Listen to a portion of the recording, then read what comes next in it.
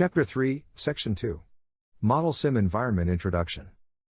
In this section of the video series, we will be reviewing the environment basics for Lattice's version of ModelSim. Lattice Radiant comes with a standalone version of ModelSim that can be used for project simulation. This standalone version of ModelSim is included when Radiant is installed, and does not require any additional configuration or license setup. One important thing to note about the Lattice edition of ModelSim that is included with Radiant is that there can only be one instance of it open at a time, and that multiple simulations cannot be run simultaneously.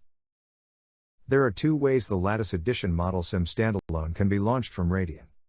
The first way to launch ModelSim is to click the ModelSim icon from the Radiant toolbar, as can be seen from the figure at the top of the slide. The second way ModelSim can be launched is by selecting the Tools drop-down in Radiant's menu bar. From the drop-down menu that appears, select the option called ModelSim Lattice Edition. The figure on the slide is what the ModelSim window should look like after a simulation has been run. As can be seen from the figure on the slide, the Project tab now has two new tabs, called Sim and Memory List. The most noticeable difference in this new window is that the main project view is more condensed, and that there are several new sections that contain information pertaining to the active simulation. Aside from this main ModelSim window, an additional waveform window can also be opened to view the waveforms generated by a simulation.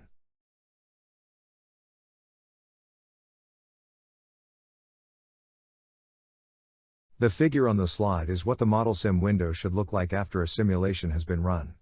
As can be seen from the figure on the slide, the Project tab now has two new tabs, called Sim and Memory List.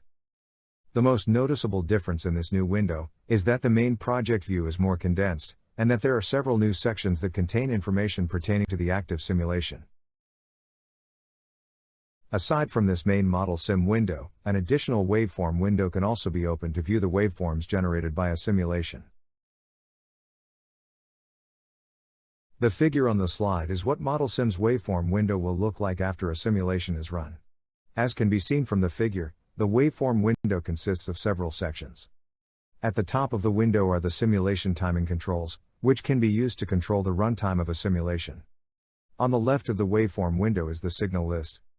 To the right of the signal list is the waveform display. This section contains a visual waveform view of the signals in the signal list. Above the waveform display are the zoom control buttons. These buttons can be used to manage how much is displayed in the waveform display section. At the bottom of the waveform window is the simulation timescale. This section displays a graphical view of the time that has passed in a simulation. On the right side of the window is the simulation cursor. Users can drag this cursor to observe the values of a signal at specific points in a simulation. The value of a signal at the point the simulation cursor is placed at will be displayed next to the name of the signals in the signal list. That concludes this section of the introductory training series. To view the next video in the chapter, select the video titled Section 3.3, using Simulation Wizard.